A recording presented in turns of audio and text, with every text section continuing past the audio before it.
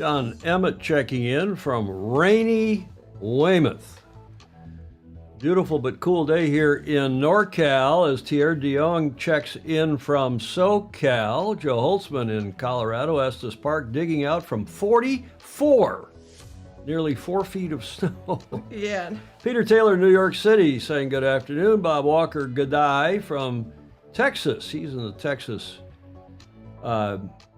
northwest of Fort Worth. Alistair Murray, we have a nice A from Alistair Murray today. He's saying good day from Brisbane. We're at 6 a.m. and right. really hot.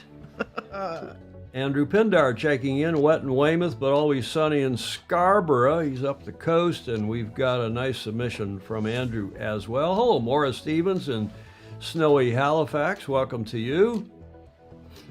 Many others checking in. As you look through the show notes, this is a big show, really great show. Ted Ryman in Cape Town in the Republic of South Africa. Ed Worley down in SoCal checking in. We're going to do his challenge, America's Cup Trivia Challenge, next Tuesday.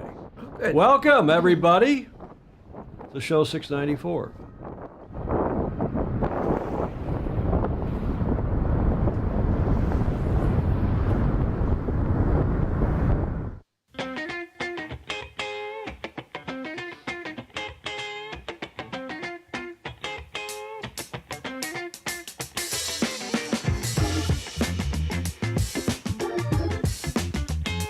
I see Chris Exley checking in. Chris Gordon Smith in Denmark. A lot of the usuals on here and a bunch more I see on my phone. Welcome.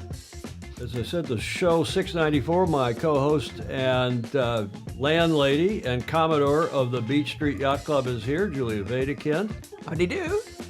And any hot tips before we get going, Julia? No, but it's almost got to be spring. You sound lively today. Yes, I'm riled up. You are. Yes. Well, we won't talk about politics. She came down here spewing about the potential. I'm not going to say. No, don't. Studio B is where we are at the Beach Street Yacht Club here in San Francisco's beautiful Marina District. I'm your host, Tom Eman, and we are doing show 694 for Friday, the Ides of March. Aha. 2024. Larry Kennedy checking in from New York City. We have a submission from Larry as well. Chris Exley saying, Julia, that's a springy scarf. Yes. Did you pick that out, or did your morning lady pick that out? Well, today she did. And I noticed we're both in green. Is that a coincidence, or is that significant? Not at all. We're about to welcome St. Patrick's Day On Sunday. on Sunday. And do you have your Irish whiskey and your coffee and your whipped cream all ready? Absolutely for breakfast. Got to have Breakfast. it. Yeah. Clark Chapin in cool but sunny Plymouth, Michigan, between Detroit and Ann Arbor, my hometown of Ann Arbor. Longtime home of the Daisy Air Rifle Company. We'll shoot your eye out, kid. Yeah, I remember the BB guns. Guinness is for John Emmett on St. Patty's Day. You know, Julia, for years, the Congressional Cup was this week in March in Long Beach. Yeah. Long Beach Yacht Club, the esteemed, granddaddy of them all, or grandmammy, if you will, for match racing. And we celebrated that regatta. We'd go down to 2nd Street. There was a big Irish pub there, an Irish bar. Yeah. And Harold Cudmore was there. Harold Bennett's also Irish. Et tu, Brute, Graham Sweeney saying. But Harold Cudmore was there, and he's still the best after-dinner speaker of anybody. Maybe Ted Turner was pretty good in his day, but still the best after-dinner speaker in the history of Congressional Cup and maybe our entire sport. The Irishman that he is, glib and fun, and there was nobody better. Nobody recorded him? You know, that was kind of before cameras and before I know. social media. This in the 80s, even 90s. And before the internet, really. But if Harold's watching, he lives in Cowes, Isle of Wight, last I knew. Still sailing very well. Fantastic sailor. Oh, super. Well, we'll toast him at least. We should. And that was always a memory from Congressional Cup. When now it's in April. It's been pushed forward due to conflicts with other regattas or not. Yeah. Let's get going here. Excuse me, for show 694. Steve Gruber, Cudmore was fun unless you were racing him. That's undoubtedly true. Yeah, great sailor that he is, but a lot of fun. Good guy, good fun. just a reminder that we are now, we're on daylight time here in the States and beyond. So until November 5th, we're only 7 hours behind UTC. It's 1300 here, Pacific Daylight Time on the West Coast, which is now 200 UTC, and I'm not going to go through the others, yada, yada. Yada, yada. So you'll have to figure that out in your own time zone. It's gotten an hour earlier for you all in Sydney and Auckland, and it'll get an hour earlier when you go off daylight time here in a few weeks. Speaking of Andrew look at that. Pindar, Great picture. another one of your favorites, Julia. Yes, indeed. That's Andrew Pindar, our super fozy, OBE Yes. from GBR, and he got his OBE at, you recognize the Palace there. Yes. Some time ago, 3-4 years ago, but he messaged Julia to say that he was just picking up on last Friday's show. Cole Brower was a Magenta Project mentee. She was part of that. Isn't that nice? And like a number of other mentees, she is now she's well and truly qualified as a mentor. Yes, indeed. So that is cool stuff. And bravo Zulu to him, to the Magenta Project, and of course to Cole Brower. Now, speaking of whom, this was a feature on the Magenta Project website that posted a few days ago. And obviously on Cole. Fiercely Feminine was the headline. Magenta alumna Cole Brower completes circumnavigation.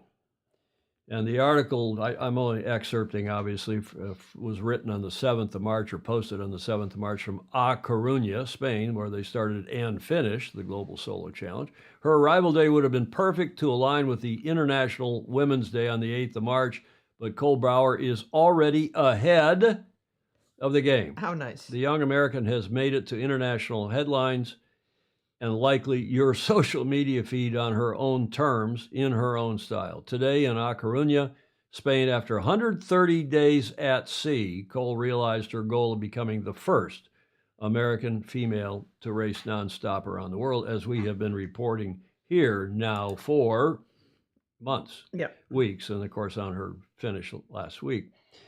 Cole is undoubtedly, they go on to say, thank you, undoubtedly and unapologetically female, and has taken her social media fans, which at writing total a near 500,000 on her Instagram page, which we commend to you, for an unfiltered look at what it means for a woman to be the captain on a journey made for mad men.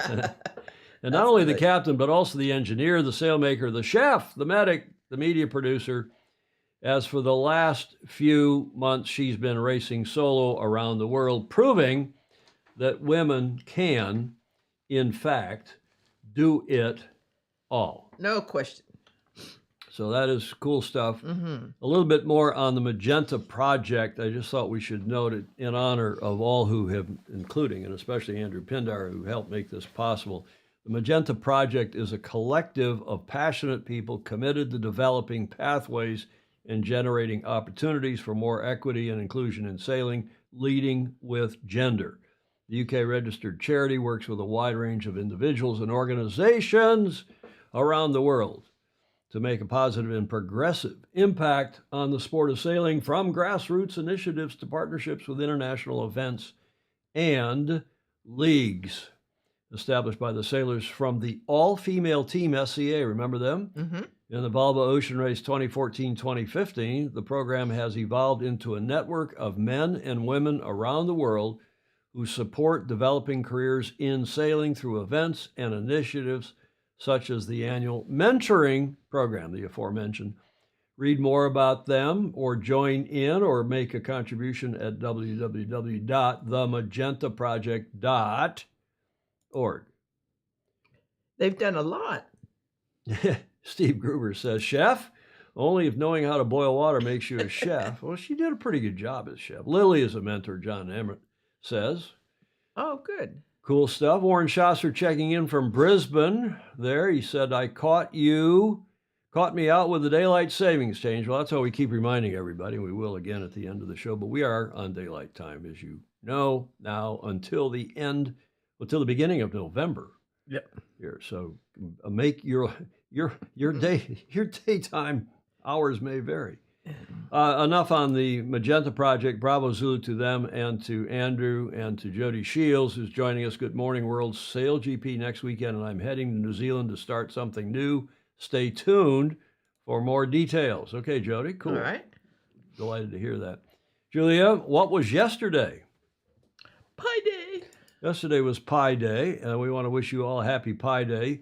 I still remember pi being, I used to know it out to 30 places. Let's see, 3.14159265358 which I think is 15 places. I can't remember. I'm impressed, and I wouldn't know because I never tried to memorize that. Before calculators, there was some math thing in 4th or 5th grade, and I knew it out to 30 places, and I did the thing by hand out to 30 places, and the teacher was furious. I bet. She was trying to get us to use 7/22, I think it was, or 22 sevenths, 22 over 7. Yeah. Come on. Got to be more accurate. 3.14159. Of course, yesterday was the 14th of March, 3.14 if you are so notationally oriented. I posted this on my Facebook page this morning. I thought this was the coolest clock I'd seen in a long time. Oh, yes, it is. It generated a lot of comments from all of you, from several of you on here, and a lot of our Fozy and a lot of my Facebook friends. 2 comments of which were fun. Mark Atchison, as a math teacher, this is my favorite image you posted about time. He doesn't like me going on and on, I think, about locking the clocks. And our esteemed former Commodore here of the St. Francis Yacht Club saying, as always, Tom Eamon is trying to get that's priceless. to the root of the problem. Oh. And there were a bunch of other comments that were good fun. But this image, Julia, I think you'll love. That is from Larry Kennedy. Get it?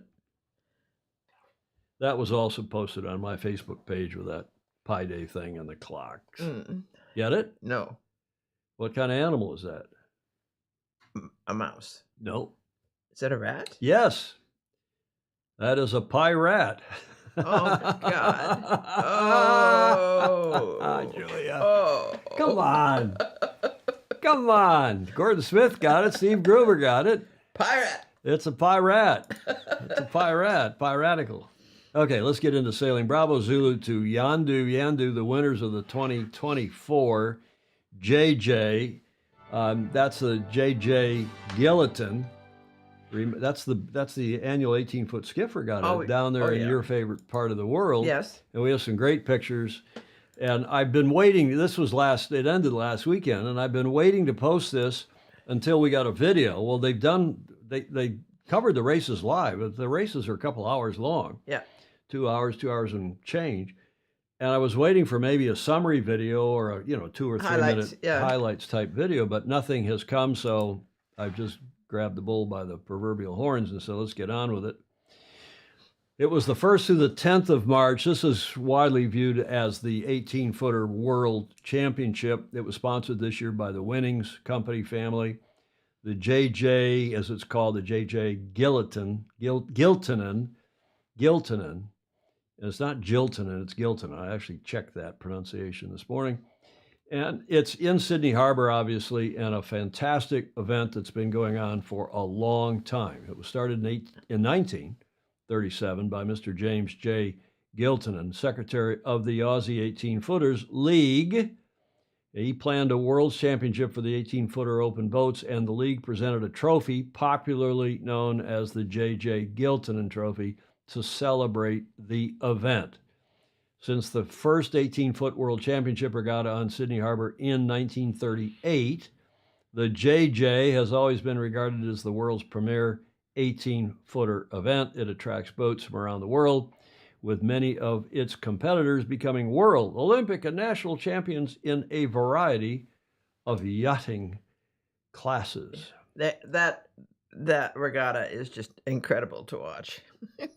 No extra I. Peter Selman is telling me it's Giltonen, okay? Mm-hmm. Giltonen. There's an I in the headline in the headline, there's an I in it. I don't know, Peter Selman. There's Patrice Rashland checking in again. That's been, she or he, I assume it's a she, has become a regular. Yes. Okay, well, you Aussies figure that out and tell me how that's supposed to be. Uh-oh, Peter Selwyn, I think I may be incorrect. Uh-oh. Okay, Peter, no worries. No worries. If I had a nickel for every time I've been incorrect on here, we'd all be rich. We'd all be rich. Julia Jody is saying, fun fact, the winner of the rugby league season also wins the J.J. Giltinan Shield. Okay, whatever. Okay. Look at this, the winners. Bravo Zulu to Mika, Lang, Fang, Warren, and Lewis Blake. You're going to hear a lot more about Lewis Blake. In fact, he's on a lot of different winning boats and beyond. In fact, we have him in later on here in the show.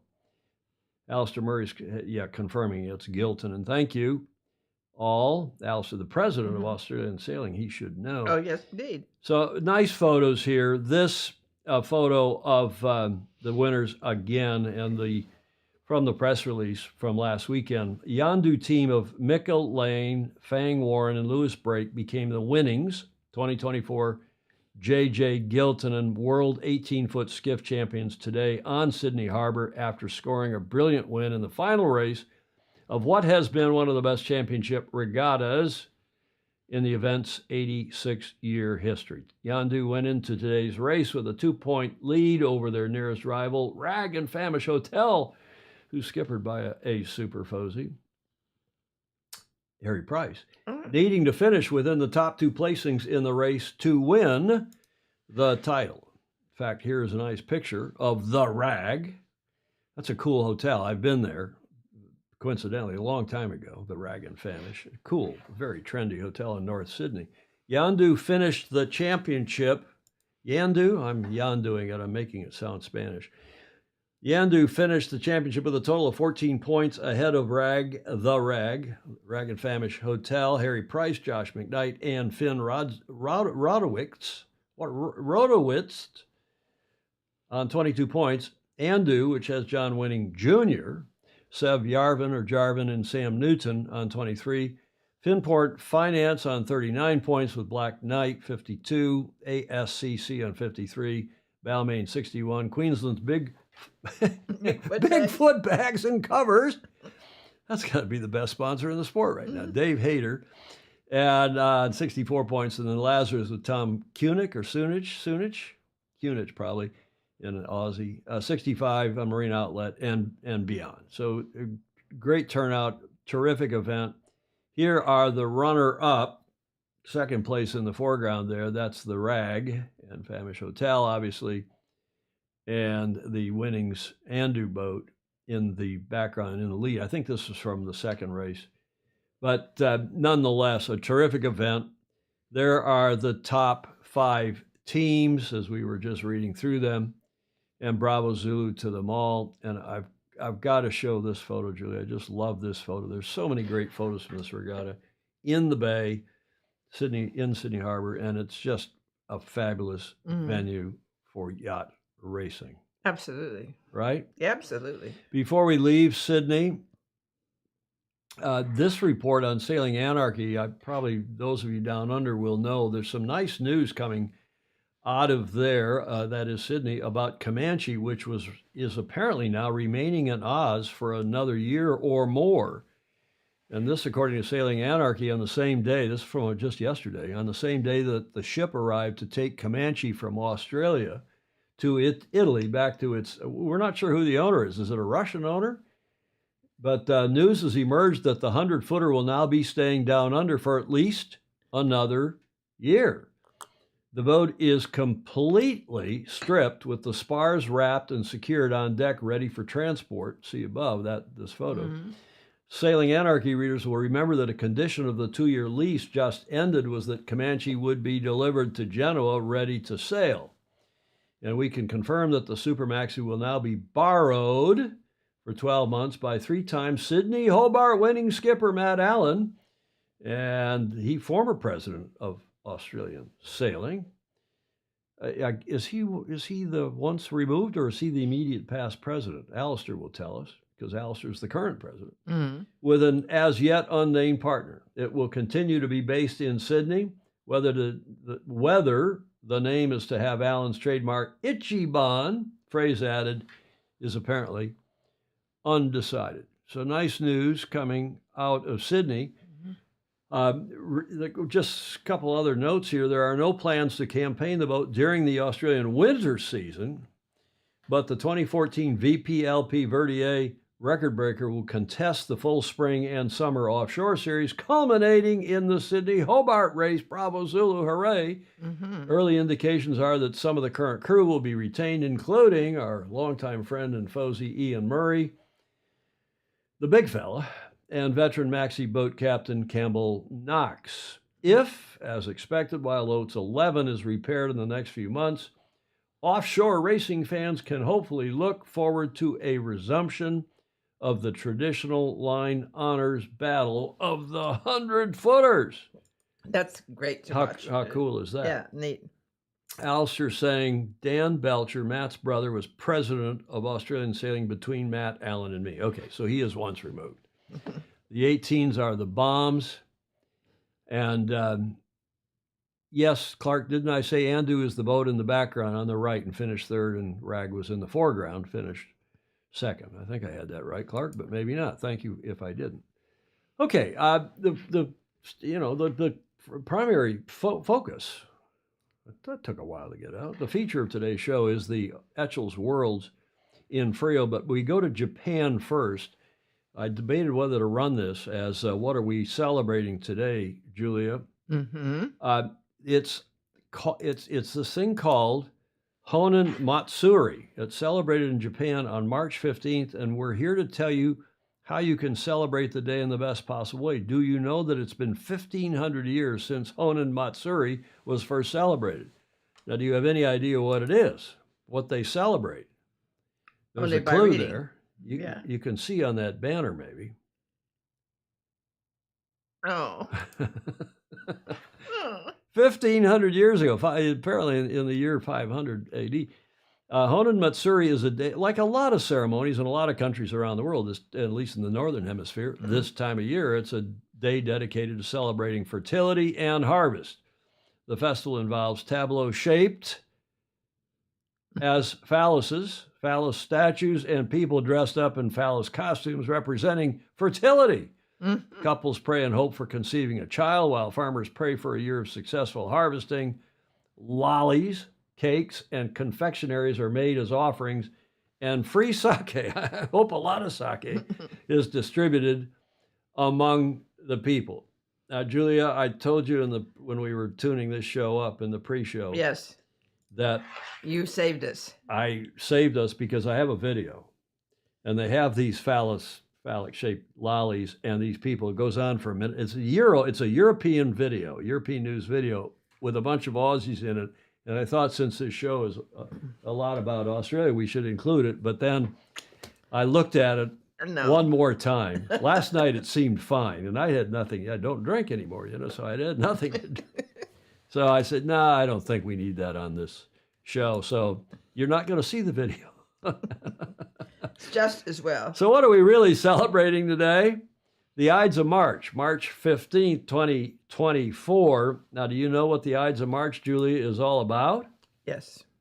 What is it? Tell us. What does the Ides mean? 15th. It doesn't. It doesn't. I thought it did too. The middle of any month. Correct. Beware the Ides of March, or at least beware of when the Ides even takes place March 15th, of course, because March got 31 days in it. The word Ides is derived from the Latin word idus. Is that how you say that? Which refers to the middle day of any month. I had no idea. In the ancient Roman calendar. The Ides are specifically the 15th day of the months of March, May, July, or October, obviously, because they have 31 days, and the 13th day of the remaining months. The Ides were the designated days for settling debt each month. It was a tax date, yeah. It was tax date.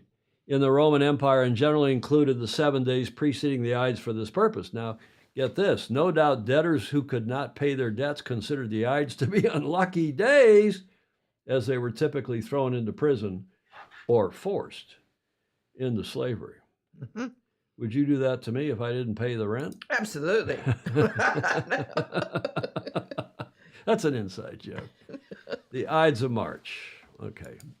And, of course, something else famous happened on the Ides of March, which maybe we'll get into in this day in history. But in the meantime, in addition to celebrating the Ides of March, we're also celebrating all of you who support us via Patreon. Become a patron via patreon.com/join/Sailing Illustrated. And a special thank you to Fritz Mueller in Miami, who sent us a nice contribution in the mail. Yay! A paper check. Yay! Which will keep us on the air for another month or so anyway. Great. And thank you very much, Fritz, for that support. All the rest of you, thank you for your continuing support. And those of you who aren't, patreon.com/join/Sailing Illustrated, much appreciated.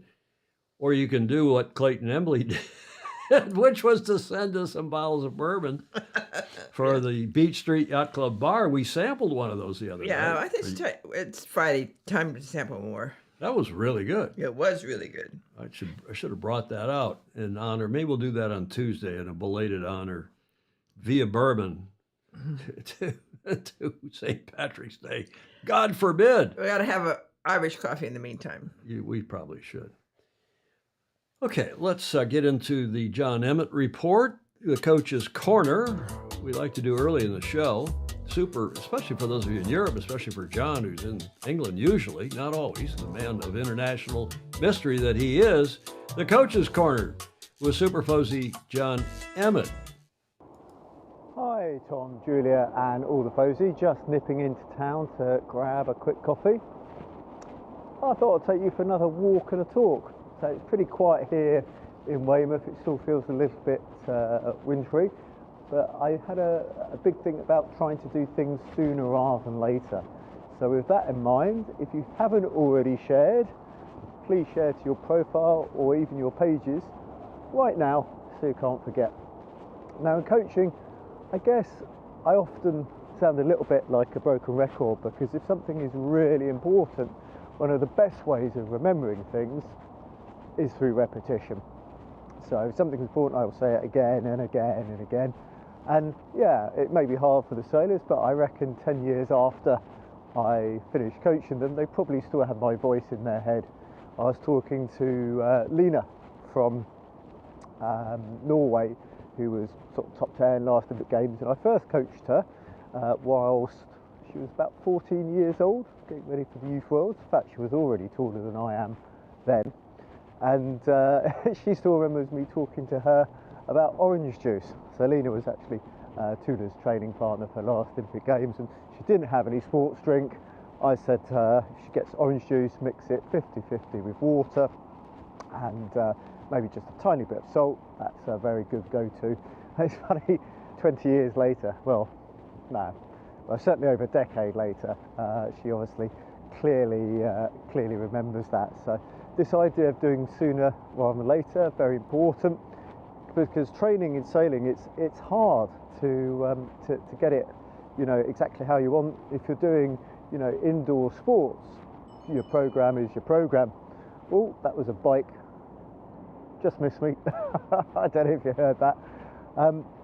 One of the Olympic sailors from Chile is actually here doing the Weymouth qualifiers, because it's great. You get really big fleets, good wins, and guaranteed lots of races in a small amount of time. Six races a weekend in theory, weather dependent. So she's done that, and obviously sat down with a coach, and very sensibly did 4 days on, 1 day off, 4 days on. Of course, weather doesn't allow that, so probably not obvious here because I'm walking into town. It's quite sheltered, but it's fresh to frightening on Friday here in Weymouth, and that means that obviously you can't sail. So if in doubt, it's better to get the sailing done early, because you might not have that opportunity if you leave it too late. And this is why I'm always saying better to do things sooner rather than later. Just even little things like you think, I'm going to record my piece to camera and I'm going to send it off. I was doing I guess you would call it a highlights video for the Europeans. Everything was going well, started to upload the file, and an entire bus load of American tourists turned up in Athens. And the moment 55 people walked through the door, to all intents and purposes, the Wi-Fi stopped.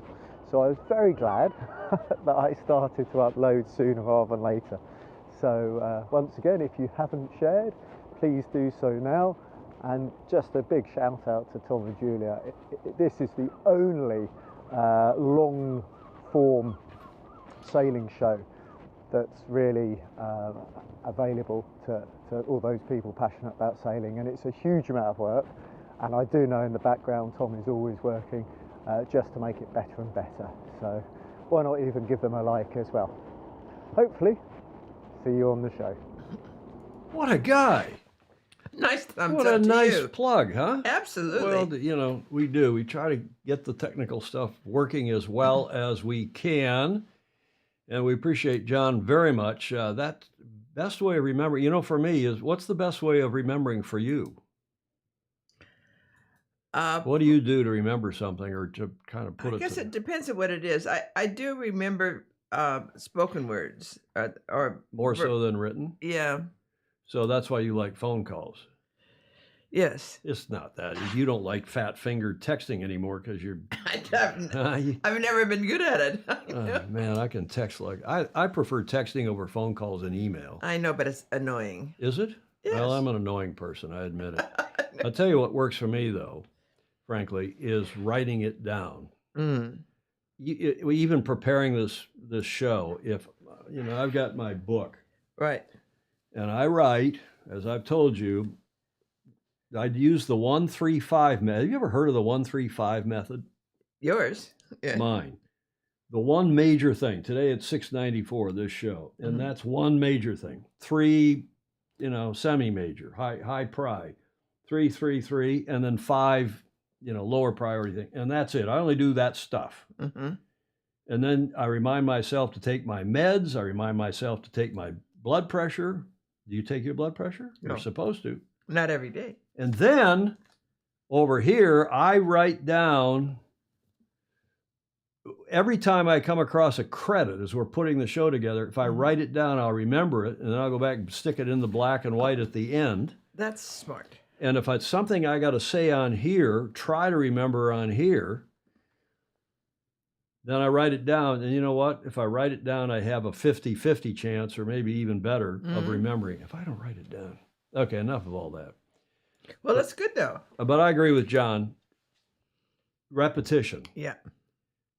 And for us now that at least that I'm old, you know, people don't realize this. We have a 2, 4, 6, 8. We have a 31, like taking it to the plane taking off. A pre-flight checklist. In fact, the app is called Pre-Flight. Yeah. And we have 31 items that I forced Julia and myself. Is your phone turned? You notice Julia's phone's not been on lately? It's because our checklist now that we go through, the pre-flight checklist. Are the lights on? I mean, we forget the stupid, like the downstream keyer. See this thing in the lower right corner of the shot? That is called the downstream keyer. That puts that on the. And Gordon Smith is saying, what happens if one forgets to write things down? There you go, Gordon. Gordon. Thank you, John. Terrific piece. Yes. That, of course, is John Emmett Sailing. Get to the front of the fleet. We give him a plug, too. We appreciate the nice plug he gave us. And let's get on with the Etchells preview, because they've had their pre-Worlds regatta in Frio, in Fremantle, in the river. In the Swan River, and I guess they're racing in the river all week. I don't think they're going out in the what's it called? What's the body of water? I've forgotten. Right off of Fremantle. Yeah. Gage Roads. It came to me because I probably didn't write that down. Gage Roads, which is between Fremantle and what's the little island out off of Fremantle? I don't know what that is. It's a nice little day trip out there. We used to take, when the team had a day off, we'd hop in the rubber boats, go out there, and there was a little beach, and you'd have some crab or some lobster or just some shrimp on the barbie. Called Rot Nest, R-O-T-T, which is, I guess, the old Dutch word for rat Nest Island. And apparently the island was, or maybe still is, overrun. Yeah, we got everybody there. Rotto. Yeah, Greg Phillips has got a Rotto. Rot Nest Island. So does Andrew. And I guess that means in Dutch, it means rat's nest, doesn't it? Somebody correct me. Yeah, well, the Ward said Rottnest. I took Lily to Rottnest. Hey, everybody's been to Rottnest. Have you been to Rottnest, Julia? No. Oh, you got to go next time you're in Frio.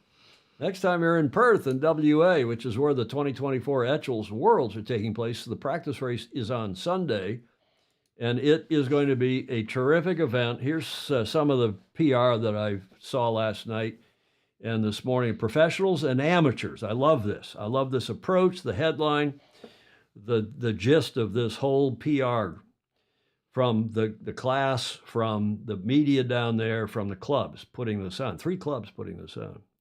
Professionals and amateurs ready to go head-to-head at the 2024 Etchells Worlds in Frio. Some of the world's best professional amateur sailors will fight it out on the same race course later this month as the 2024 Etchells Worlds get started in Fremantle, Western Australia.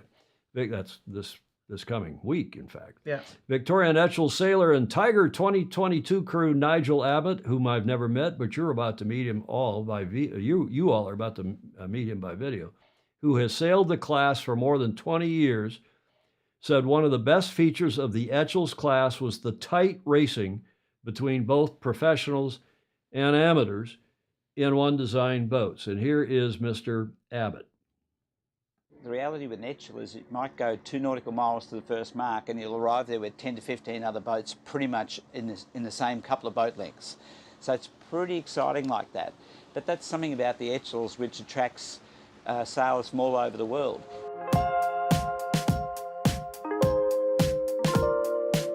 Actually feeling pretty good about it. Like we've done quite a lot of racing since the last Worlds, which we sailed in Miami, and so that was the first Worlds I've done with this team from Geelong. So how am I feeling about this event coming up? That we've done a lot of sailing, we've done state championships in New South Wales, sailed in Pittwater, we did the Nationals recently in Sydney also, plus the States in Victoria. So we're kind of well versed now. Our experience with the class has grown quite a lot. You know, Frios can provide other conditions, and we believe in March that we're going to expect not just the doctor, we're going to end up with a bit of a mixture of easterlies in the morning and perhaps moderate breezes in the afternoon. The reality with an Etchell is it might go 2 nautical miles to the first mark and you'll arrive there with 10 to 15 other boats pretty much in the same couple of boat lengths. So it's pretty exciting like that. But that's something about the Etchells which attracts sailors from all over the world. You know, and you may have a national championship in Australia, say, and you're racing against former world champions. But the thing gets me about the Etchells is that you go to any other country like America or the UK, you have the same scenario. There are top fleets pretty much all throughout the world, and it's been sort of perpetual like that over the years. The class might have a resurgence, but they've always been top sailors choosing the Etchells to go and race. They want to go out, they want to challenge their skills. Certainly for myself, it's a bit like that. If you want to test who you are as a sailor, you go into the Etchells fleet. You mentioned there's world champions, there's Olympians in the Etchells, right? But then you've got the new youth teams, the emerging teams and so forth, right? Now, those new people to class are just not intimidated by these. You're sailing along with Olympians beside you, former world champions, and it really actually makes no difference. I mean, that's just the melting pot you get with an Etchell that is exciting. So it's not intimidation, it's just great fun to go out and sail against these top sailors. Simple as that.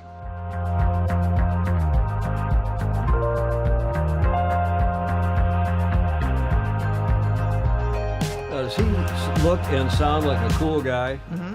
I want to meet him. I know somebody who looked and sounded exactly like Well, you see who a big mate of his is. Alistair is saying that Nigel Abbott is a great mate, worked for Ron Stan for about 40 years, or about 40 years ago, I guess. Ex-Fireball world champion, I didn't know that.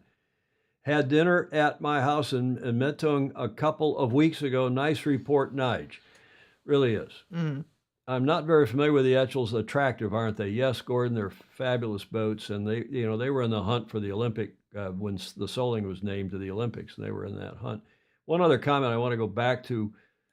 Sorry for going up the comments, but Dutch Ted Ryman is saying, see that one? It's not that far up. Ted Ryman, Dutch Sea Captain Willem de Vlaming landed on the island, giving it the famous name of Rottnest Island. Rottnest means rat's nest in Dutch. Okay, we had that right. as he mistook the island's abundant quokka population for giant rats. Now the question is, what's a quokka? Oh, quokkas, Julia. I don't know. Oh, somebody put a picture of a quokka up here on Facebook comments, and maybe I'll grab it on the computer. We'll put it in. Put it in the comments so Julia can see it. This event is being supported by those clubs above. It's the primary host is the Royal Freshwater Bay Yacht Club on the river. They're just south, kind of west of Perth. And of course, RPYC, which has their main station downtown, and then their other station, the America's Cup station, out in Frio, and then also the Fremantle Sailing Club, which we featured all three of these clubs any number of times on the show over the last almost, Julia, 8 years. Wow. Hard to believe, but let's carry on here. Go ahead. Stingray says Kayard's Etchell looks like $5 million. Kayard's Etchell. Yeah. Kayard's not down there. Well, but his boat may be. Kayard doesn't have. I don't know that Kayard's ever sailed an Etchell Stingray. You might mean Aussie John Bertrand.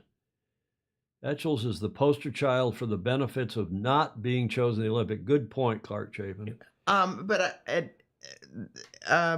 Kayard, I'm sure, sailed Etchells. He may have sailed an Etchell. At St. Francis. He may have, the Etchells fleet has been on and off here in the bay, but the 6 meter fleet, 6 meter people started in Etchells. Yeah, okay, but that was a long time ago, though. Kayard, probably everybody sailed Etchells, even including me. Probably you sailed Etchells at some point. I haven't. Let's carry on here. Yeah, I don't. Kayard's not as maybe his boat's down there. Maybe. A quokka's like a duck with a sore throat. Maybe Stingray knows something we don't know. Regardless, let's carry on here. Thank you, Stingray, for that. You've got national champions and world champions in the fleet in Sydney. This Mr. Abbott is saying. In Melbourne, we've got a lot of talent, obviously, with the likes of John Bertrand, who also lives in Melbourne. There's no negative in doing our training block in Melbourne as long as we mix with the so-called senior fleet in Sydney when we can. Speaking of JB, our longtime friend, we've had him on the show once, I think. Yep. And here's a nice video interview with him. So the Etchell class in Australia is alive and well and super, super competitive. There's no question. It's world class from my perspective.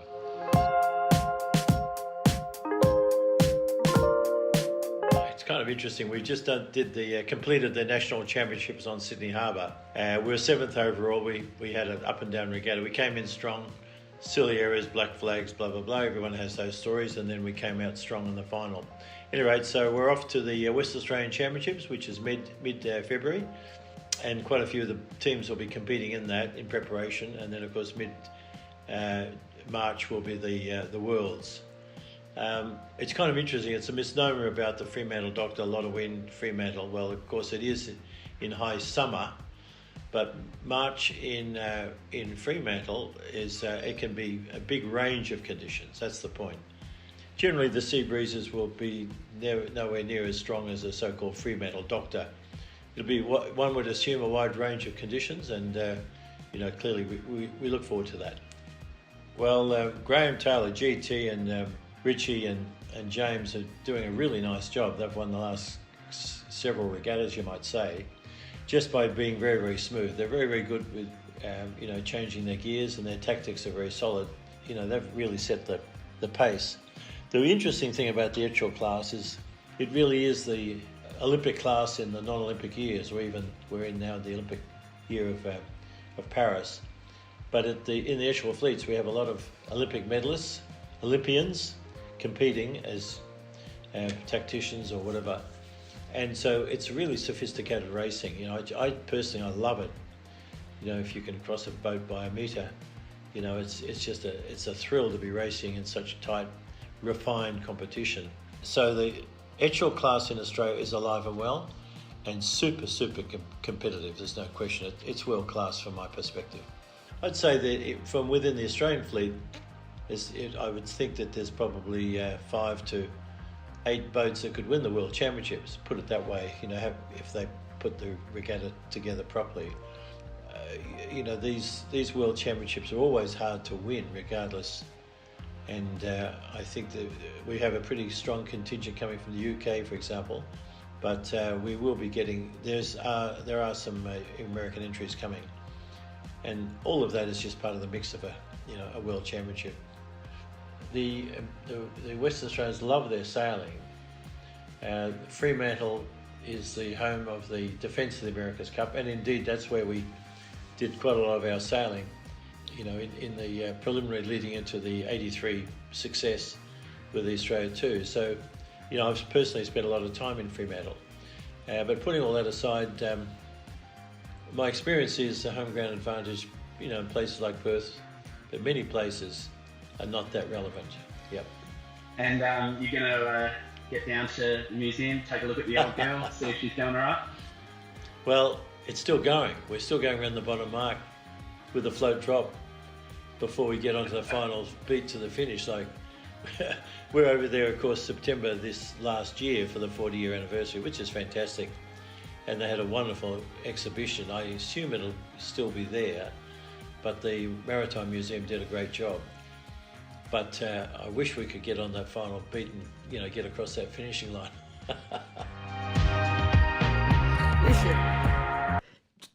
You should have gone to the 40th anniversary. Well, I was invited. I know.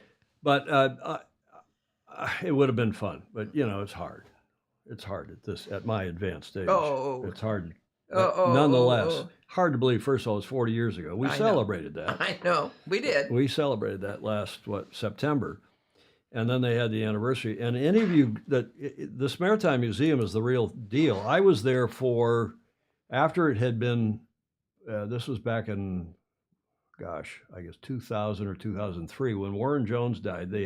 He was the executive director, really the brains behind the Australia 2 operation.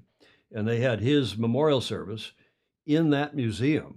And Dyer Jones and I and a couple others who were in Auckland for the America's Cup, and I don't remember if it was 2000 or 03, one of those cups, we got on the plane and flew. It's a long flight from Auckland, 2 hours over to Sydney, and then some over to another 4 or 5 over to Freo, to Perth, out in WA. The most remote capital city in the world. But it's a terrific museum. I commend it to any of you who has, as John does, who has not been. And John is, we mentioned at the top of the show, this guy Lewis Brake, who crewed for the winning 18-footer team. Well, here he is winning the Nationals the Etchells Nationals with JB, George Richardson, and there's Lewis Brake on the right. And I checked to be sure, and he also sails on Comanche, he sails on, the Maxi, he sails on everything. Apparently a hell of a good, big, strong boy and a good sailor. So he will be sailing, I guess, with John again in the Worlds. They've had the pre-Worlds. That ended yesterday or today, one of the. They have measurement now, today being Saturday down there, measurement, and then a practice race Sunday. And I think the first race, John Emmett thought it was Tuesday, but it's either Monday or Tuesday, going on next week. Yeah, it's super great being here. I didn't do a setup for this. I should. Now, this is an American guy I don't know from a company called Vaqueros, which has been, I know about the company, sort of. But check this technology that is in use now, not only for tactical purposes on the boats and on all the boats. It's being supplied apparently to all the competitors and also tracking for the regatta. But check out the application of this technology vis-a-vis OCS, on-course side, what we used to call premature starts. Yeah, it's super great being here in Fremantle with a class that's been sailing for 50-odd years. There's competitors from around the world that are going for the world title. There's competitors from Hong Kong, Great Britain, the United States, and we're bringing in a bit of technology. We're a sailing instrumentation company from the States, and we're running RaceSense, which is our new race automation platform. It's super exciting to see everybody using our technology to the fullest, and I also think the race management side of things is going pretty well. The PRO really enjoys the confidence that they can get off this technology to make sure that we're getting races off quickly and limiting the amount of general recalls and time on the water. So every Etchells here is equipped with our product, the Atlas II. and they are synced down to the millisecond. We start their timers. We call them OCS, and we get more fair, more efficient racing off throughout the week. For example, if they're over the line, they get a red light here at the top, screams OCS. They go back. Once they clear themselves, the screen goes from red to green. It says clear, and then they're able to get on racing. We're able to send them basic commands that you would do with a flag or a horn on the race committee boat straight to their screen. So things like general recall, race abandon, postponement, all those communications are streamlined right to the device, so everybody knows what's going on throughout the day. Each device is in a Etchells class compliant mode, so they are restricted for the class rules down to a compass and a timer. Like I said earlier, we start the timer and they have a compass at the top.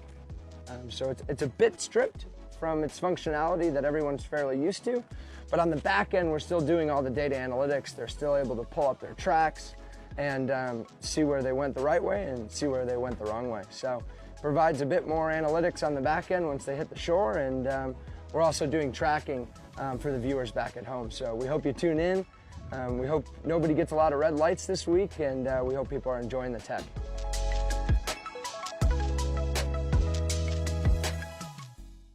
Joe Holtzman saying, yeah, very cool. I could have used that back in the day for OCS. I mean, because you not only does it tell the race committee who's OCS, but it tells the boat immediately who's OCS, and you don't have to rely on the race committee to put up code flag X and get on the whole radio now. It used to be just, you hope and you had, I think I was over, I'd better go back. And now they call you on the VHF radio.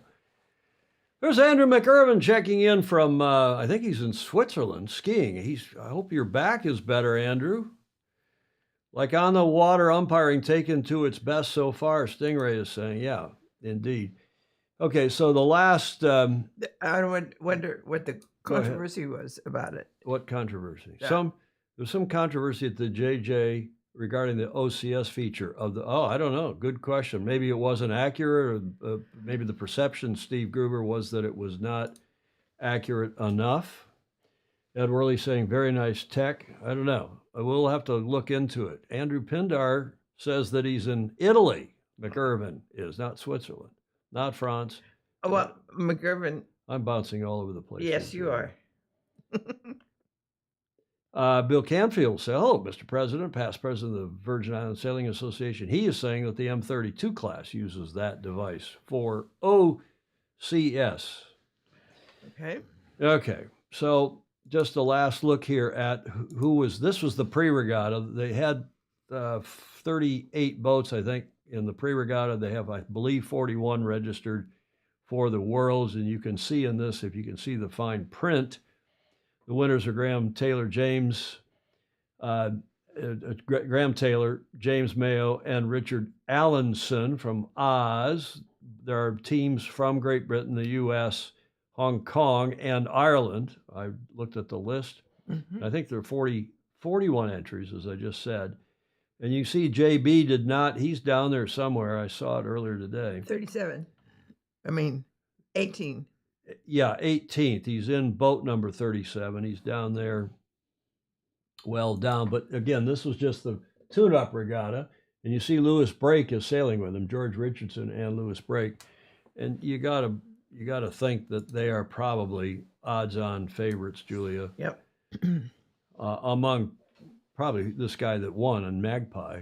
And I see Scott Kaufman is there. He's been top in the class. He's from the U.S. There he was fourth. Looks like the Hong Kong Mark, Tom Burrow. Looks like he's pretty good. And the other one, I see Mark. Didn't I see Mark Bradford? Didn't I see Squark is in here someplace? I didn't. Oh, yes. Yeah, he is. 14th. 14, yeah. With Will McCarthy, another terrific sailor. Anthony Nasser, 3 terrific sailors. They're on Pi, on Australian Pi, and 14th in the pre-regatta. So that's our preview of that regatta. We'll follow it on Tuesday and probably again next Friday. Let's see if there's any other comments. Yeah, Laurie Smith. Was it Laurie Smith? It was right up there. Thanks, John Emmett. Clark Chapin, I went to a Stan Honey presentation on this type of technology a year ago at the U.S. Sailing Leadership Forum and ate a free lunch and is burdened by the 1 to 2 meter accuracy of the GPS signals. Oh, that's what it is. Yeah, well, it depends if you're using, what's the word for it? Non-military. There's a better word for it than that. Whether you're using non-military spec GPS or if the Defense Department and others have allowed you to dial into the military grade GPS, which is down to I won't say RCH, but to a, sorry, couldn't help myself, but down to a centimeter or two. Yeah. Peter Selwyn says the controversy was that Yandu won a race but was deemed OCS, so was DSQ, but was reinstated on appeal because the OCS system was based on the center I guess the ODM. Oh, not in the course side. Around the course side of the ODM. Okay, therefore not accurate enough. Well, whatever. Good morning. There's Vela Cubana. He or she, maybe it's a lady. Yeah. Well, no, Vela is feminine word, so we don't know if it's a gentleman or a lady, but Senora, welcome. Yes. They've been on regularly. Seem to be quite fond of our beloved sport, as is the gentleman who follows with his AAAA. A bit of a setup for this. Alistair recorded this some months ago.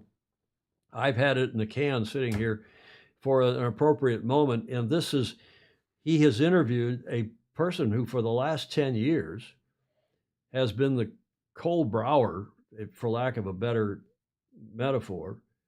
She's been the Cole Brower of Australia, famously good sailor, young sailor, and also famous personage. Is that the right word? Yeah, personage. Personage in Australian sailing and beyond. In fact, the Netflix movie has just come out about her, but I digress. Let's have a look at Alistair's report, his awesome Aussie anecdote for today. I love naval music. Yeah. I love military music. Yes. Of course, I played the tuba in the marching band, so Tommy the tuba here. But this gal is the aforementioned. Her name is Jessica Watson.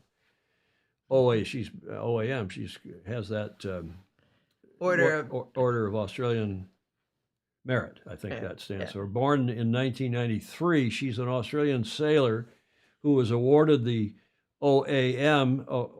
Not Australian Medal, Order of Australia Medal, after attempting a solo circumnavigation at the age of 16, 10 years ago.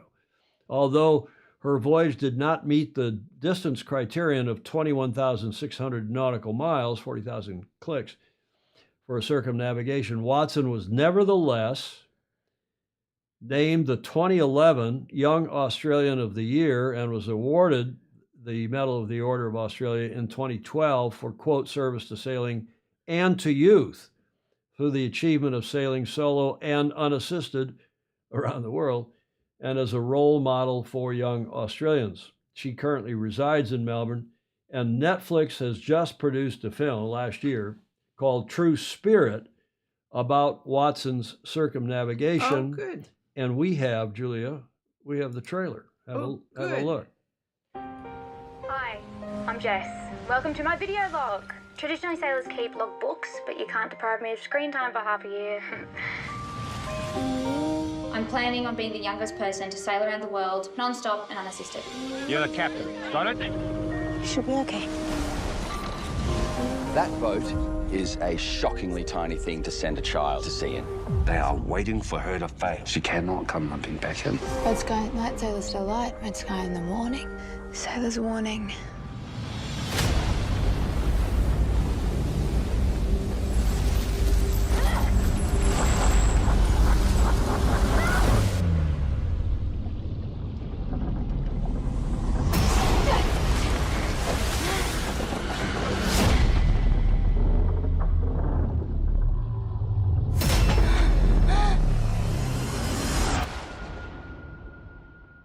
Oh God, it's scary. I'm often terrified, and I doubt myself. The world can be a difficult place, but it's also really, really beautiful. When I was young, I tried to build a paper plane, but If dyslexia takes over, you are lost in the middle of the ocean. This is dangerous, okay? Why don't you just give me a break? I had some time to grow. I'm so alone.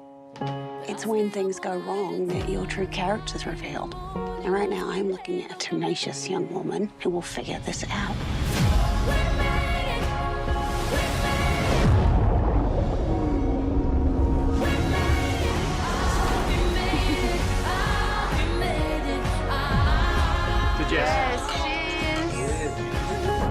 I think there's bravery in admitting that you're not okay.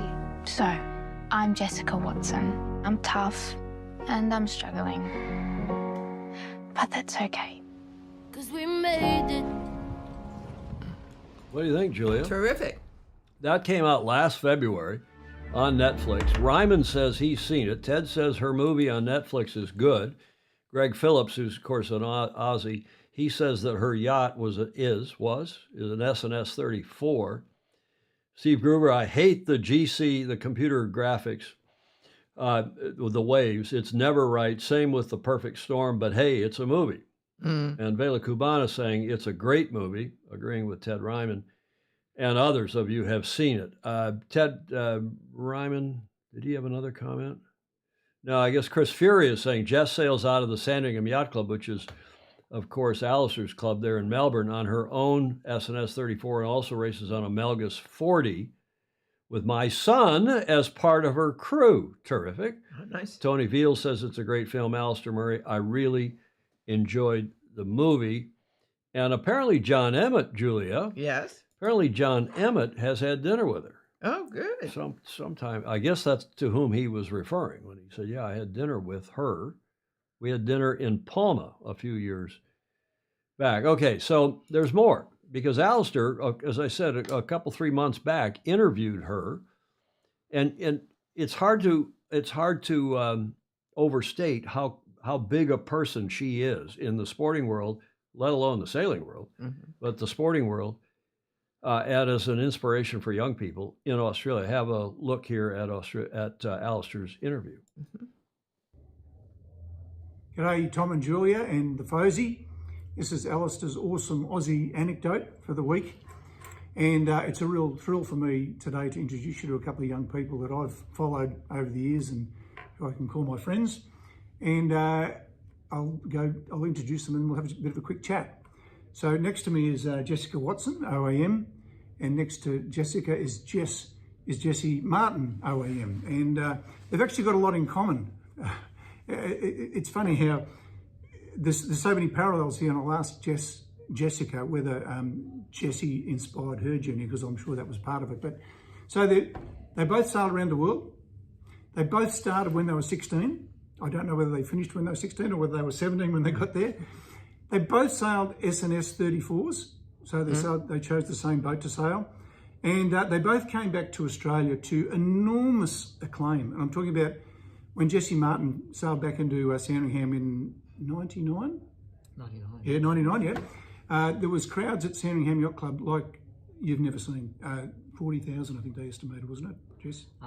Yeah, it was a fair... yeah. I don't know who counted them all, but a couple under or a couple over. Yeah. And then when Jessica sailed back into Sydney after her around the world sail, Sydney was packed. There was hundreds of thousands. It was huge, and the Prime Minister greeted it. It was a big thing.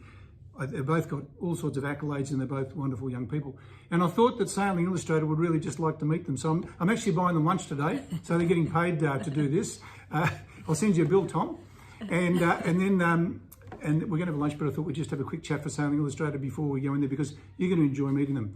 I thought I'd start with Jessie first. It's very confusing when there's a Jess and a Jessie and a Jessica. I get confused. I'll just call them both Jess and then look at the one I'm going to talk to. But I'll ask Jess to maybe just lean in a bit, because you're on the edge there, Jess. Yes. I'm going to ask you first, just to tell Sailing Illustrated what you did. What was the adventure? Okay, well, I was setting an age record to become the youngest person to sail solo, non-stop, unassisted around the world. And I wanted to do it young because I wanted to be doing that instead of going to school, essentially. And good decision. Yeah. So yeah, I set out, and I chose a boat design called an SNS 34 because the record I was going for was first set by a young man from Western Australia called David Dix, and so he took an S&S 34, and they're a well-known, proven design, so I picked an S&S 34 as well. And I planned to be 9 months at sea, so I took 10 months worth of food, and I was nearly 11 months out at sea. Luckily, as I was going, I didn't eat all the food that I had with me, so for the last 3 weeks I was just living off peanuts and the things that I've chosen not to eat throughout the trip. Yeah. Oh, that's fantastic. I might just then ask Jess next to me. Yeah. So you chose the same sort of bait. I hope you chose your food better than Jess. But tell us a bit about your journey, about what you did. Yeah, well, it was entirely, I suppose, your fault, really, because inspired by Jessie. Yeah. Yeah. Mum was reading your book, bedtime story, to me and my siblings, and I've told the story a billion times because it really was exactly what sparked the idea. And how cool is that? Yeah, how it's does awesome. that make you feel, Jessie? Pretty It's good. awesome. Yeah, you've inspired somebody. Yeah. That's awesome, because when you write a book and you want to encourage people to do something you've done because you loved it so much, and then someone literally does it younger, it's awesome. It's really someone got what I was trying to say. That's absolutely, yeah. And there were plenty of other books along the way, but it kept coming back to that one, and then so I set off when I was 16, same boat. And we pulled our hair out about what kind of boat, and there's all these modern designs, and it just kept coming back to S&S 34 proven. You're kind of almost crazy not to just take the boat that's been absolutely proven to do the same job. So, and it was the boat that got me there. So so that was And you wrote a book. What was it called? Here's your chance to promote it. Yeah, True Spirit. Yeah, I didn't choose the book name. That's the publisher, but So True Spirit by Jessica Watson, and your book, Jess? My book's called Lionheart. Lionheart by Jessie Martin. After the boat. Yeah. Yeah. So I recommend them both to you. And now, Jessie, what are you doing now? I'm just finishing off editing a documentary about an around the world yacht race called the Golden Globe Yacht Race 2018. Wow, that's well known. Yeah, so they're just about to start the next edition in 2022, leaving from France, and I'm going to head over there in a couple of weeks to film the beginning of that as well. So looking forward to an overseas trip. Fantastic. And you bought Lionheart back? I did. The boat that you sailed around the world? Just recently, earlier this year, after 20 years, my old boat came up for sale, and we bought it back. So after this film's finished, I'm going to start focusing on getting her together and sailing with my family and community groups. Fantastic. And Jessica, I know you've been pretty busy lately too, and your latest project is a movie about you. Well, a feature film, is that right? Tell us about it. That is right, yeah. And thankfully I haven't actually had to be too hands-on, which is nice. It's Netflix have been working for a couple of years now on a movie based on the trip. So it's a bit of a reenactment, few sort of stretches of the imagination, as you'd kind of expect, but they have done a lot of things that are really accurate, using the S&S 34 and following a lot of it really quite closely. So pretty cool. And how do they choose an actor that looks like you? Sounds like you. I mean, who's playing you? Tegan Croft, Australian, and she's sort of done some amazing work, but I think is really probably going to be a great star. So I think she's done an awesome job. I mean, I think I wanted someone young and had that same kind of attitude and enthusiasm. So I think we've got that. Great. And when will we see it? It should be January next year. So it's coming together. They seem to be finishing the minor editing details for quite some time now. But from what I've seen, it's fun. Yeah. So it'll be bigger than Top Gun, folks. Oh. You'll topple it from its perch. I hope it'll be good for sailing. Yeah. So that's probably great. not quite Top Gun. But Now, Sailing Illustrated is they're my favourite people. They run this show that promotes sailing. So perhaps we could just finish off, because this is a quick chat, but maybe with you, Jessie, first. Why is sailing so great? What does it mean to you? Why should more people sail? Just what is sailing to you? To me, it is like ultimate freedom. You can travel to another country without going through airport lines. You can feel like you're back 400 years ago when the old explorers were doing it. And I think it allows me to tap into a feeling of something primal, of what it means to be human. Wow, That's deep. I mean, that's really great, significant. It's a big thing in your life. It is. And continues to be. Yeah. It's where a boat can take you. Yeah, yeah. And you, Jessica, what's sailing to you now? Oh gosh, I could say something pretty similar, I suppose. It's that adventure, it's the places it takes you and the people you meet and the experiences that you just don't have by getting to A to B easily. It's the tough times you'll sometimes have getting somewhere. But there's also something a little bit unexplainable and more so, and recently particularly for me, that's just so special about being on the water. It's pretty good for you. No, good on you. So you've just jogged something in my memory, Jessie. Cadell Evans, the cyclist, wrote a book. I think it was Cadell, and it was called "It's Amazing How Far Two Wheels Can Take You." And I think what you said really, it's amazing. It brings up the same thought about sailing. It's amazing how far sailing can take you. And in my case, it's been my career, my sport, my hobby. It's where my friendship group is. It's everything. And I think you two are both just expressed that it's not just going and playing on a boat. It means so much more. It's deeper than that. And I know it is to a lot of the audience of Sailing Illustrated.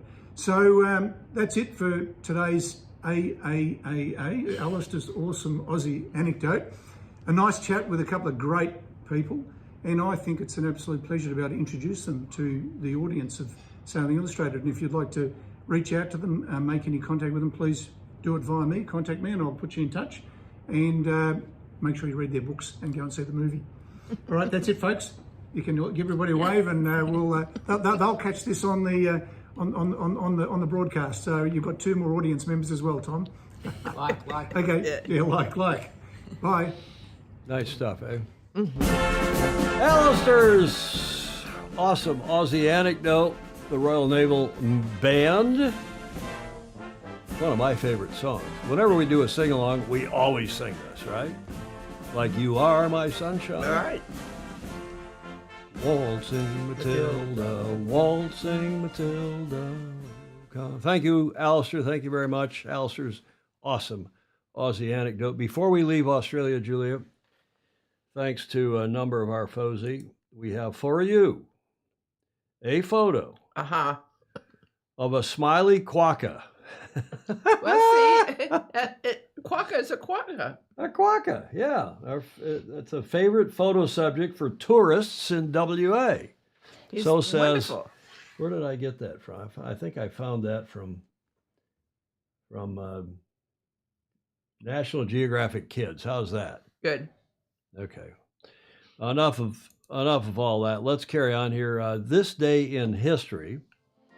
For the 15th of March, no surprise, what we'll go to is in 44 BC, Julia. The Ides of March. The Ides of March, which we already addressed, but it just so happened that apparently Caesar was assassinated, as you all know, on the Ides of March. Ides, not eyes. Ides, I-D-E-S of March. This is a painting from 1867, the death of Caesar by a French guy named Jean-Léon. How do you pronounce that? Jerome?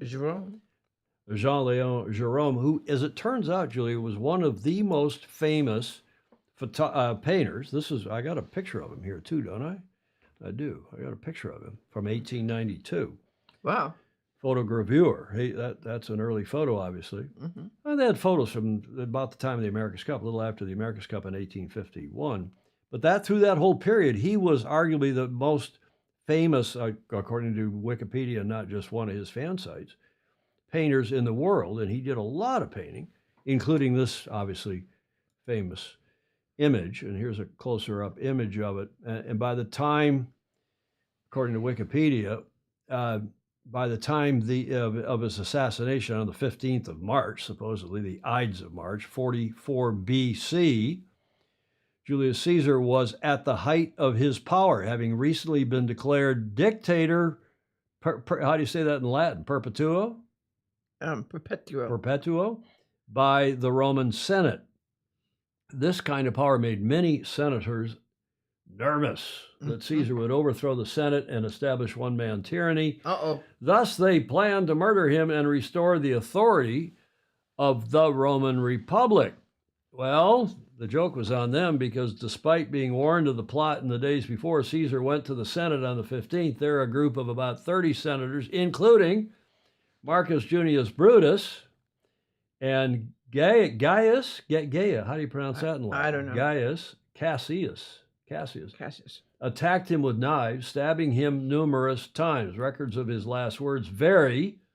Some mention that he said nothing or said, "You too, child," in Greek.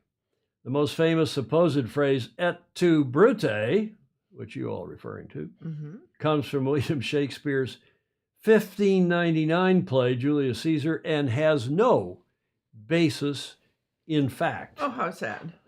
In any case, the goals of the assassination failed. It led to civil war and the eventual assumption to power of Augustus, who became the first Roman emperor, Julia. All right. What do you think of that? It sounds strangely parallel.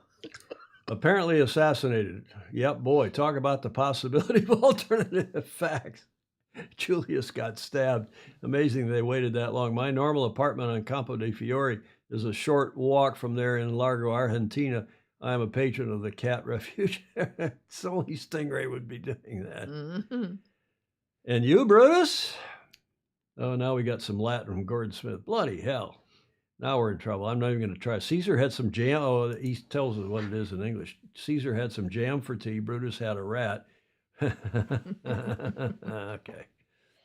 Some of you will be wondering when I was going to get to the U.S. sailing topic. I thought at the end of this day in history it was appropriate to say that the non-sailing CEO has got to go and not being stabbed to death. No, I'm not suggesting that. He's just got to go. He's got to be fired or he's got to resign. What a good place to put that, eh, Julia? Huh? No. Okay, we move on to super yachts. This lady, you know who that is? She looks very familiar. That is Shirley Robertson, Oh, yeah. the double Olympic gold medalist. She has just in the last week been named manager of the Super Yacht Racing Association.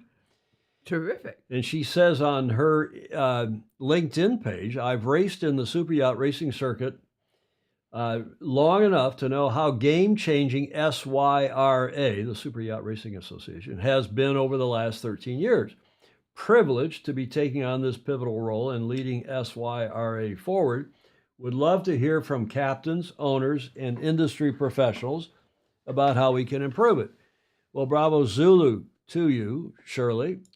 And I'm sure she will do a good job bringing together. She has great respect, I know. Oh, for sure. This group.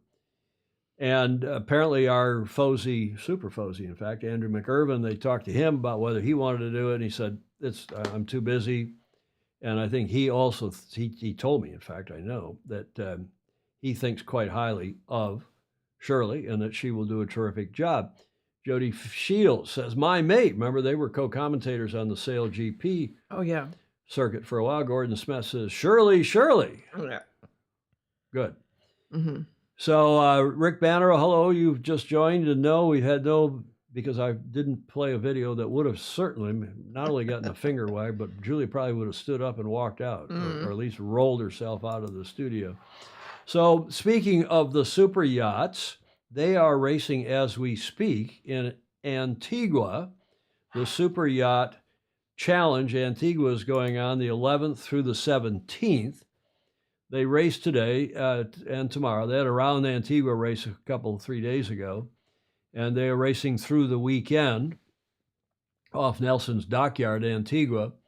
The 13th edition, this is from yesterday, in fact, the 13th edition of the Super Yacht Challenge Antigua got underway with races for all classes off the south coast of Antigua. The SYCA Race Committee, led by a Fozy, PRO Hank Stewart. PR, you know what that means, Julia, professional race officer.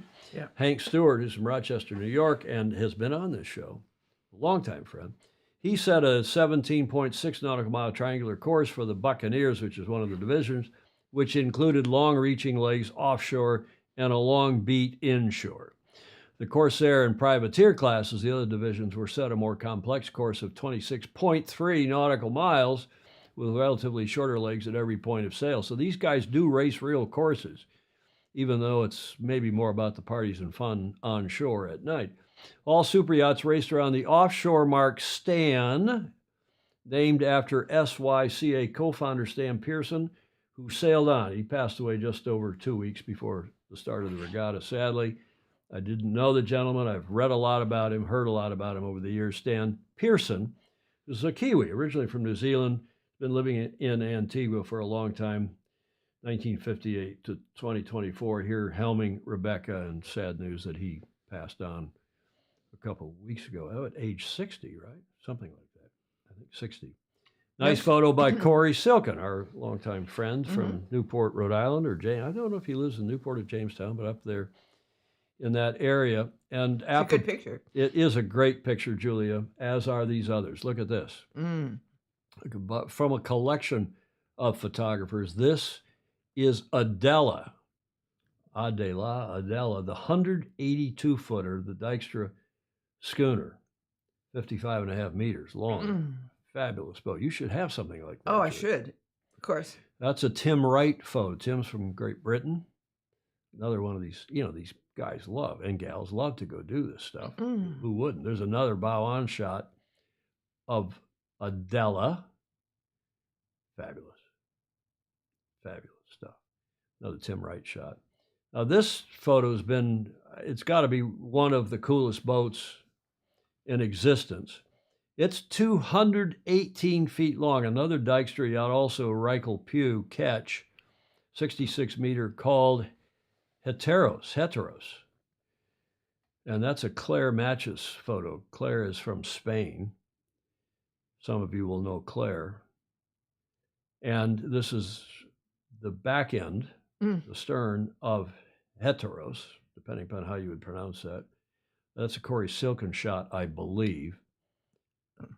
And then here, yet another. This is Namoon, the 108-footer, a hook, H-O-E-K, hook. How do you pronounce that in Dutch? The 33-meter sloop. A Rick Tomlinson, he's a Brit. Great shot indeed. And then there are a couple of Swan 90s, Freya, that's Freya, and Hummingbird. These are 27.5-meter boats, the Swan 90s, that are participating. Another Claire Matches shot. And back to that big boat, I have a video I thought I'd play on. This is the newest of the whole crowd, and it was just launched a couple 3 months ago. And here is the launch video.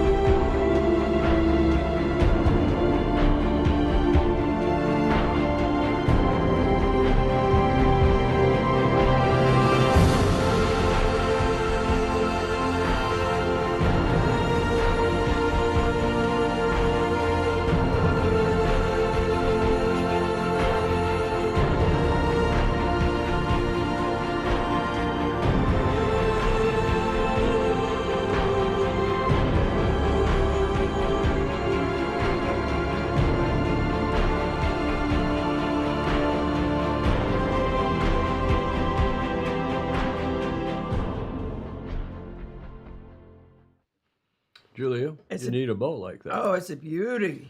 Huh? It's a beauty. Need a boat like that. We all do.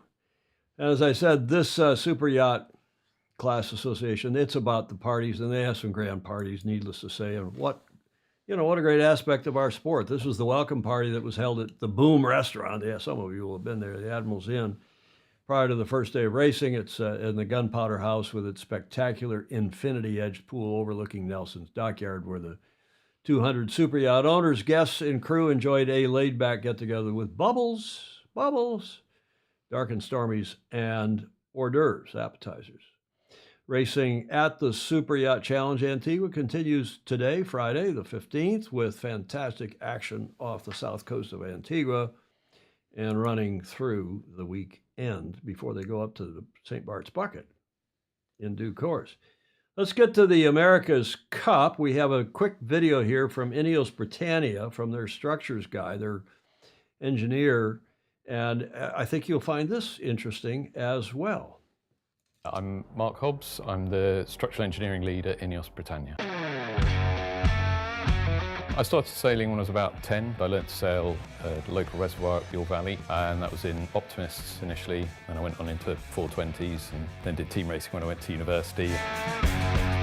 Studied engineering originally, and then after my initial degree I went on to do a master's in yacht design, and then got offered an opportunity to do a PhD there and stayed on looking at yacht rigs, which was a very interesting and challenging thing to go through. And after that I went to work for SP, working on a whole range of boats from ribs through to super yachts. And then had moved on to work on architectural projects, predominantly on large-scale structures in composite materials, doing large projects in the Middle East, and also worked on a range of carbon fibre structures, special structures for Apple. An opportunity came up to join with Ineos, and it was a chance to go back into boats again, and working on the architectural projects has been really interesting. It's been very good working with architects, seeing how they approach problems and how they come up with solutions. But my heart's always been with boats, and working on the America's Cup's always been a childhood dream for me. When I was at SP, I was lucky to work on an America's Cup boat for the 2007 Cup campaign in Valencia, the structure for Victory Challenge, which is the Swedish challenger there. But I've always wanted to work on a Cup campaign for a British team. When the opportunity came up, I jumped at the chance. So I look after the team of structural engineers working on the boat, and we're responsible for the structures, everything from the tips of the wings up to the top of the mast. It's our job to try and make the structures which will give the highest performance possible, but also be able to withstand the loads and the conditions that the boat throws at them. We deal with structures which are very optimised. We want to try and reduce the weight as much as possible, but we're dealing in quite a dynamic environment. The loads are quite uncertain and the boats are sort of pushed very hard, so we have to make sure that they're reliable, but they can meet their performance objectives as well.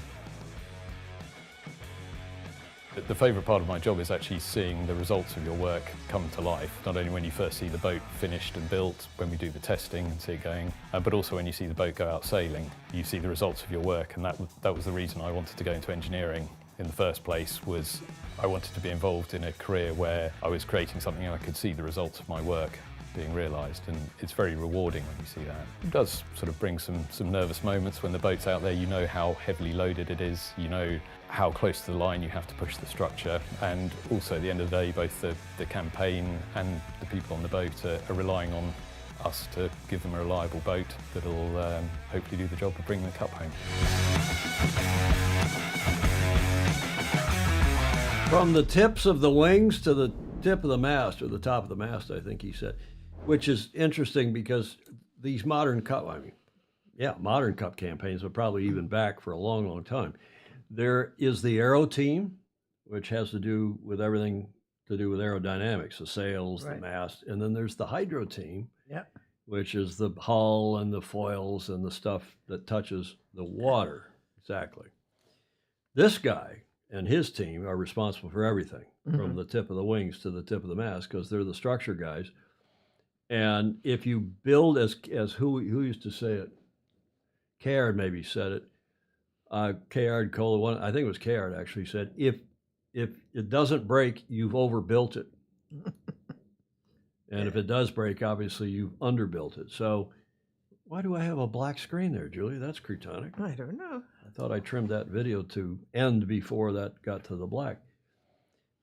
talk about, you have to do that. You have to check the end of all these videos. And obviously I didn't do that. But that's one of the things you have to do, is realize that the structural issues in these boats, especially, I mean, all boats. I mean, just think of what's been going on since 1851 and why this is such an amazing competition. The American Cup boat race coming to a fabulously cool city, Barcelona. Not much wind and a lot of lumpy seas, more seas than the wind, but that's true of San Diego too. Cool comments here. Yep. LRPP, Chris Exley is saying, Luna Rossa Prada Pirelli shipped their AC-75 yesterday or today, he says, he thinks. And I assume it's being shipped from northern Italy down to Cagliari, or is it going to Barcelona? Somebody might know that. Gordon Smith, nice to see an engineer with a bunch of colored pens and paper. Yes. Steve Gruber, like myself and many of you, are waiting anxiously for April. I hope he remembers. Okay, Stingray's poking some fun at me. I hope he remembers to write things down. Yeah, the guy is super geeky. I love that video. I love him. Yeah, it's cool. And these America's Cup teams all have super geeks. I mean, look at the Stevens brothers. Yeah. Rod Nolan were super geeks, as well as great sailors. Gordon Smith, I wonder what Mercedes Ineos have in mind for these guys next. Maybe you saw F1 cars, Julia. Maybe you saw, he had in that back behind him, he had F1 cars. So yes. He was part of that team that was seconded by Mercedes to Ineos Britannia. The requirement is that they manage to make it to the finish line in just enough races to win the cup. If they fall apart on the way back to the dock, that's okay. I tell you a couple stories, at least one from 2010 about that. But on Rouge, any engineer can make a building stand up, but a great engineer can make it what? Can make a building barely stand up. Barely stand up, right. Patton Kennan in Charleston. Yeah. Ben Lexon also said, if it doesn't break, you overbuilt it. Yeah, about Australia too. They had a fair number of breakdowns. So Stingray does think the boat is being shipped from Persico up in northern Italy, up by Milano, to Cagliari, down in the southwestern corner, well, really southern tip of Sardinia, before they're going to sail it there for a little bit. And then, as I understand it, then they're going to ship it to Barcelona, obviously in due course. Okay, that gets us to the last leg, and I have a video. I'm not going to play the whole thing because it goes for 13 minutes and change. But apropos, remember the ocean race, Julia, we saw all these boats flying drones. Yep. And purposefully, they were doing it, taking the video, sending it back to Race HQ in Alicante in Spain, and putting it up on the ocean race. And maybe it's been going on more than just that, but particularly intensively in that last event. There is a video that we're featuring here on the last leg of that, and I'm going to play it now, but not all 13 minutes of it, because it's bloody just too long. You can go to the Ocean Race YouTube channel and watch it yourself, but here's a couple minutes of it anyway.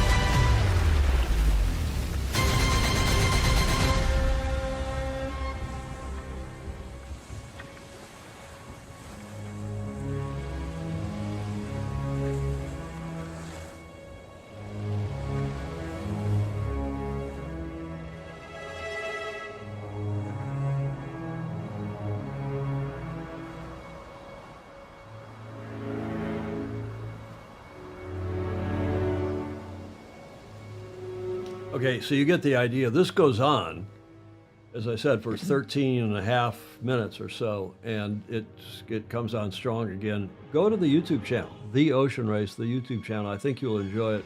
Graham Sweeney saying, I still think these yachts are a poor choice, poor design choice, and it must be the synthesized violins. I doubt that humans could fiddle that quickly. I think that's probably orchestral. Clark? I don't know. Oh, of course. Clark's a bit of a musical expert, as is his wife. Yes. And as Clark used to say to his managers, do you want it done fast, done well, or done cheap? Pick two. About the previous discussion we had about breakage. Yep. Enjoy this for another minute or so.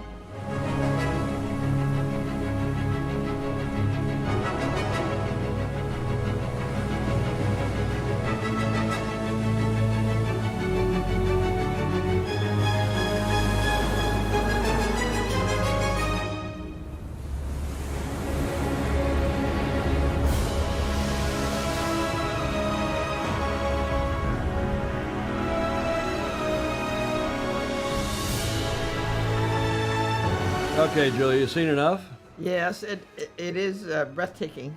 It is breathtaking, and it gets a little repetitive. Yep. You know, you've seen, but as Ted Ryman said, how did we ever do our sport, at least offshore, even onshore? I mean, the dinghy racing is so much more. We use 2 drones at Governor's Cup now. Yeah. Started with none, then 1, now 2. I know Chris Bretschker may use who knows how many this year, but we even use the drone inside in the tent. We've flown it in around the audience for the Monday night show. Oh, yeah. The drones are great. That's terrific stuff. Okay. That brings us to the D block. It's like, how did we ever do it without GPS? I mean, and there wasn't anything about it. Exactly. How did we? Easy. We had maps and triptychs from AAA to the American Automobile Association.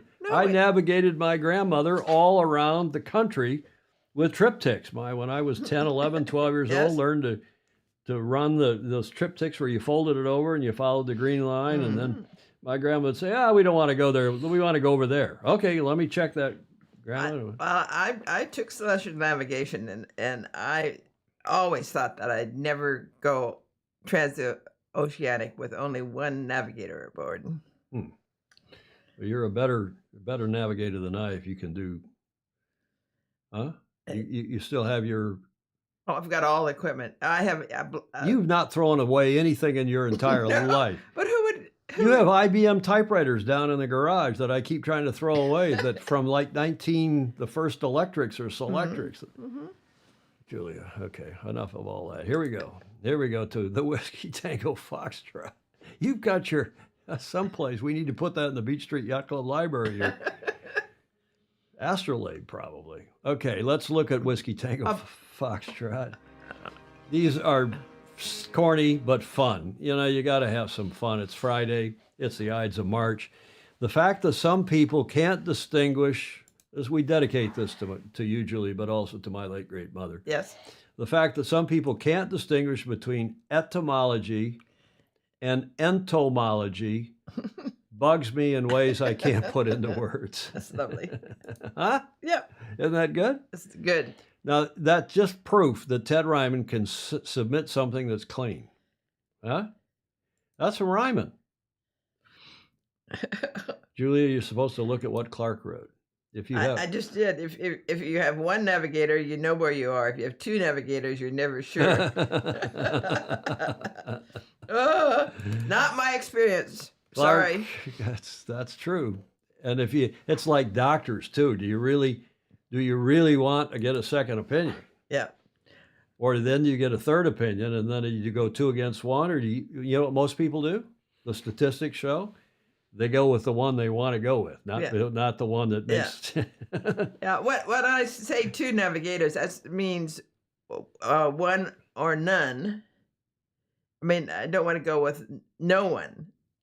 I don't know. Every boat I've been on, when I've been the navigator or the backup navigator, you call somebody, hey, look over my shoulder, take a look at this. And if you disagree, you told everybody. Yeah. That's okay. Ted Ryman, thank you for that. Then we got one that, back to boating here for a minute. My daughter tells me you have a boat. Actually, sir, I hate jet skis. Our lake is overrun by jet skis, Clark will tell you, in the summertime. And they make a lot of noise, and they early in the morning and late at night. Get out of my house. Don't marry my daughter. Ed Worley sent that in. The level-headed gentleman that he is. And finally, Julia, we dedicate this to you because you always talk about the Italian ladies who every morning would go down to the bank, check their accounts. Yes. Here you go.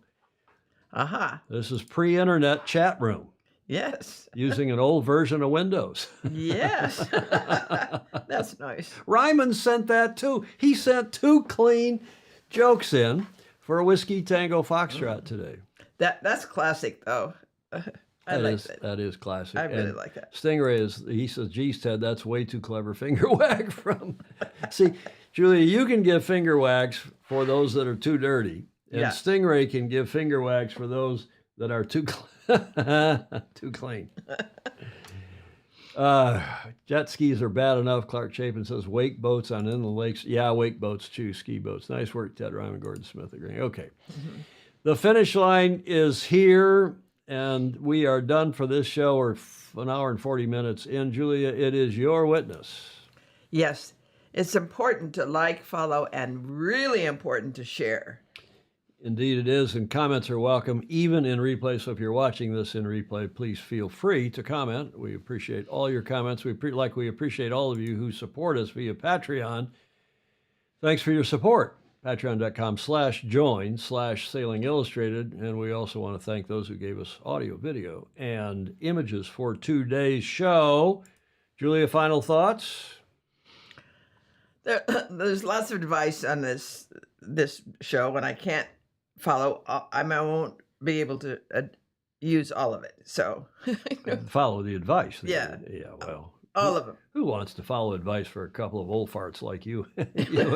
you and me. I did it my way. Thanks again, Thierry de Jong, thank you, and Gordon Smith and Alistair for your AAAA. Joe Holtzman, kind comments. We appreciate all of you, and we appreciate very much your support. Remember that until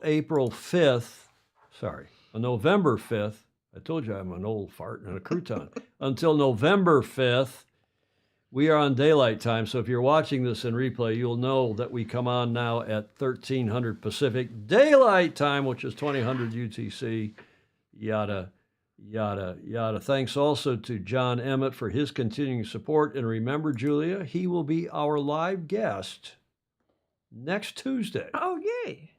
Okay, next Tuesday, our super Fuzzy John Emmett's coming on live. We're going to talk about the Olympics, obviously, and a bunch of other stuff that I think you will find very interesting indeed. Heartfelt thanks to everyone. Thank you to you, Stingray, for your many contributions to the show, and all the rest of you. Have a great weekend wherever in the world you are. See you on Tuesday, and in the meantime, sail fast, sail safe, and have fun. Ciao for now.